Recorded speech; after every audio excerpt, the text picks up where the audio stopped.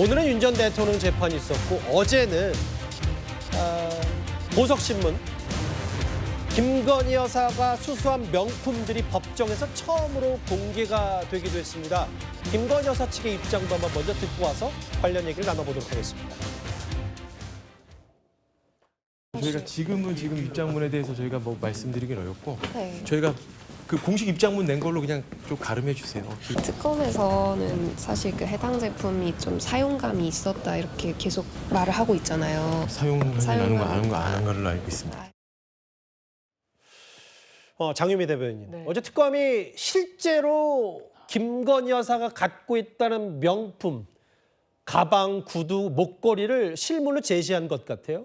그러면서 이거 봐라. 써왔다. 자주 맸다. 자주 신었다. 이런 부분들을 더 강조한 듯합니다. 그렇습니다. 원래는 받은 것은 끝까지 사실 부인하다가 나중에 실토했죠.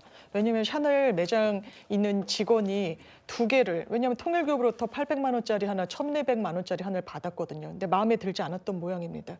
이것을 행정관을 지켜서 바꾸러 갑니다. 웃돈을 내준 건 또 특혜 의혹을 받고 있는 21g 이 업체 대표 부인이었었습니다. 200만 원 정도 하고 샤넬 가방 3개와 이 신발 하나로 바꿔가죠. 예. 근데 돌려주려고 했다. 돌려주려고 했으면 어떻게 해야 됩니까? 쓰지 않아야 되는 거죠. 그러니까 받은 사실을 어쩔 수 없이 인정한 그 와중에도 거짓말을 할 수 있다라는 걸 재판부가 보는 겁니다. 그래? 그렇다면 특검에서는 이거 사용하는 흔적이 있다라고 하는데 내가 직접 봐야 된다. 판사가 어떻게 했습니까? 이걸 이 실제로 재판정에 들고 나오게 한 뒤에 흰 장갑을 끼고 본인이 후레쉬까지 비춰가고 이걸 촬영까지 했습니다. 그러면서 내린 결론은 사용감이 있다. 예. 이게 단순히 가방을 사용한 게 문제가 아닙니다. 구두를 신었다는 게 문제가 아닙니다. 지금도 거짓말을 하고 있다라고 재판부가 볼 수밖에 없는 그런 상황이라는 겁니다. 예. 이제라도 목걸이는 그러면서 안 받았으니까 DNA 채취해달라고 한다. 저는 개인적으로 거짓말이라고 생각합니다. 이제 예. 진실을 얘기해야 될 시점이 이미 지났지만 지금이라도 얘기해야 될 겁니다. 저렇게 특검은 아예 명품 실물까지 갖고 나와서 이거 봐라 다 쓴 흔적이 있는 거 아니냐. 다 뇌물 성격으로 받고 본인이 썼는데 모른 척하고 뇌물 아닌 척하는 게 말이 안 된다라는 간명한 메시지를 특검이 냈는데 반면 김건희 여사 측 얘기도 한번 보겠습니다. 정혁진 변호사님. 네네. 특검이 며칠 전에 메시지를 공개했어요. 난 진심으로 네가 걱정돼. 도이치는 손 떼기로 했어. 내가 더 비밀 지키고 싶은 사람이야 오히려. 이 메시지를 공개한 걸 두고 김건희 여사 측은 이런 주장을 하고 있어요. 특검이 불륜 의혹으로 여론 프레임을 구축하고 있다. 불륜 의혹으로 뭔가 프레임을 짰다 특검이. 그래서 본인을 올가매려고 하고 있다. 어떻게 받아들이세요? 글쎄요, 저 메시지가 2012년이니까 13년 전 아니겠습니까? 한참 전인데 저런 문자 메시지가 무슨 의미가 있는가? 그런데 저는 사실은 예. 김건희 여사 측 그 반응이 이해가 되지가 않는 게 저게 무슨 불륜 의혹 프레임입니까? 저거 가지고 누가 불륜 의혹을 생각하겠는가? 그런데 오히려 김건희 여사 측에서 저런 이야기를 하니까 더 의심받을 행동이 아닌가? 전 개인적으로 그런 생각까지 들고요. 예. 그다음에 중요한 건 뭐냐면 김건희 여사가 지금 굉장히 힘들지 않겠습니까? 그러니까 빨리 석방됐으면 좋겠다. 그러니까 보석을 신청한 건데 예. 보석이 되려고 하면요. 일반적으로 어떤 경우에 보석이 인용이 되느냐? 구속된 다음에 사정 변경이 있어야 되는데 대개의 경우에는 뭐 피해자하고 합의했다든지 이런 경우에는 법원이 보석을 갖다 해주고 예. 그다음에 아니면 건강이 굉장히 나쁜다든지 그런데 지금 김건희 여사 측에서는 건강이 안 좋다 이렇게 이야기하는데 예. 주장만 가지고는 안 되고요. 객관적인 의료진의 진단이 있어야 됩니다. 그런데 그런 이야기하지 않고 엉뚱한 이야기하는 것이 아닌가 저는 그런 생각이 들어가지고 예. 조금 그 변호인 측에서 김건희 여사한테 제대로 된 어드바이스를 해주는 게 필요하지 않나? 법적 조언을 법률 제가 조언. 봤을 때는 그렇습니다. 그러니까 예, 정 변호사님 말씀은 그러면 네네. 이게 그 김건희 여사 측에서는 불륜 의혹으로 특검이 프레임을 짜고 있다. 혹은 풀어만 주면 전자장치 차는 것도 하겠다라는 전략들이 보석으로 이끌기에는 좀 재판부가 김건희 여사 쪽 손을 들어주기는 어렵다. 뭐 이렇게 해석할 수 있는 거예요? 불륜 프레임 같은 건요. 재판부에서 생각도 안 할 거고요. 거들떠보지도 않을 거고 그다음에 풀어주면 다 모든 조건을 하겠다. 그러면 세상에 어떤 구속된 피의자나 피고인이 풀어만 주면 내가 다 하겠습니다라고 말을 안 하겠습니까? 예. 그러니까 저런 이야기는 하나만화인 거고 정말로 제가 봤을 때 김건희 여사가 건강상의 문제가 있다라고 하면 권위 있는 의료진의 진단서 같은 걸 첨부해가지고 이러이러하니까 여기에 대해서는 좀 봐달라, 그 고려해달라 이렇게 접근하는 게 맞지 않나 저는 그 생각이 듭니다. 저희가 이제 4위와 3위 연이어서 윤석열 전 대통령 재판 얘기와 김건희 여사의 보석신문 연이어서 살펴보고 있는데 잠시만요. 저희 채널A가 취재한 내용 하나가 있어서 저희가 이 주제에서 소개를 좀 해드리려고 해요. 지금 오늘 영장실질심사 구속 위기에 놓인 사람이 두 사람이 있습니다. 바로 황교안 전 총리와 박성재 전 법무부 장관. 그런데 박성재 전 법무부 장관 영장실질심사에서 내란 특검이 윤석열 전 대통령의 문자 메시지를 하나 공개한 것 같아요. 내용은 뭡니까? 특검은 윤석열 전 대통령이 박성재 법무부 장관에게 도이치 검찰 수사는 불법 수사다 문자를 보냈고 박성재 장관에게 사악한 한동훈 전 대표가 2년째 수사를 끌었다라고 박성재 법무부 장관에 문자를 보냈다는 겁니다. 그러니까 특검이 공개한 문자는 윤 전 대통령이 현직 법무부 장관에게 전직 법무부 장관이 내 부인의 의혹을 지나치게 끌고 있다라고 비판하는 문자를 보낸 것 같아요.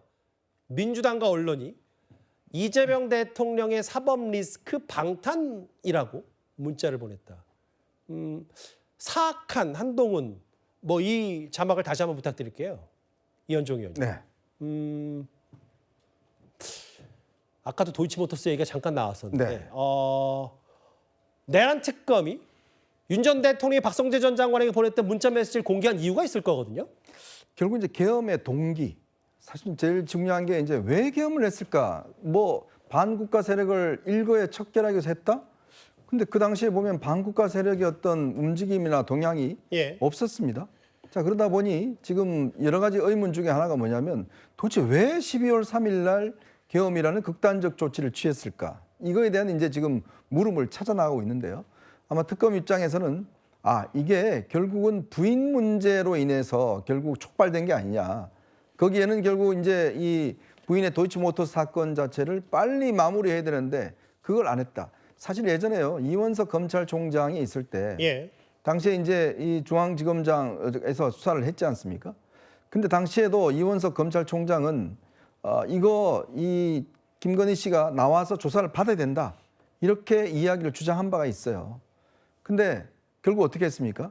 직접 수사를 받지 않고 결국 제3의 장소에 수사를 받았잖아요. 그건 또 이원석 총장한테 보고도 하지 않았습니다. 왜냐하면 이거 자체가 지금 이제 다 드러나고 있지만 도이치모터스 이 사건 자체가 여러 가지 주가 조작의 의혹이 있다는 게 지금 드러나고 있는 거 아니겠어요? 그러면 본인은 검찰총장을 했고 공정과 정의를 그렇게 주장한 분입니다. 자, 그러면 본인의 문제, 내 부인의 문제라도 이거는 공정과 정의에 따라서 처리하겠다는 그런 국민들이 그걸 믿고 대통령으로 뽑아준 거 아니겠습니까? 근데 정작 딱 되니까 내 부인 문제 빨리 이거 무혐의 처리해. 왜 안 해?